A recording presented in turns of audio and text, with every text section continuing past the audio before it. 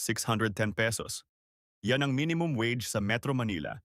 Pero ang tanong, kaya mo bang mabuhay dito sa 2026? Let's compute. Kung 22 days kang pumasok sa isang buwan, 610 pesos times 22 days. That's 13,420 pesos per month. Mukhang okay pakinggan, di ba? Pero sandali, magsimula tayo sa renta. Kung bed space lang sa Metro Manila, 6,000 piso hanggang 8,000 piso. Sabihin na nating 7,000 piso.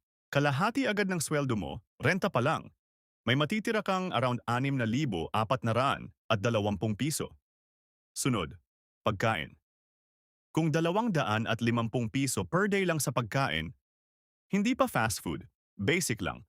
250 pesos times 30 days equals 7,500 pesos.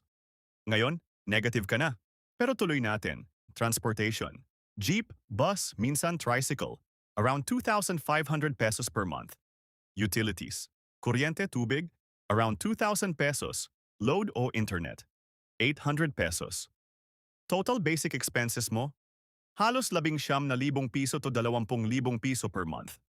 Pero ang sweldo mo, 13,400 at 20 piso lang. Minus ka ng halos 6,000 piso. At ito, kung mag-isa ka lang. Paano pa kung may pamilya ka? Isipin mo may isang anak ka. Milk at diapers, 2,500 pesos. School needs, 1,500 pesos.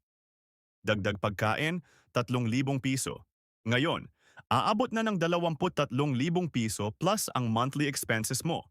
Kulang ka na ng halos 10,000 piso. Kaya maraming Pilipino ang nag-OT. May sideline, online selling, delivery rider sa gabi, o kaya nag-a-abroad. Hindi dahil tamad, hindi dahil maluho, kundi dahil kulang talaga ang kita. Mathematics pa lang, talo na.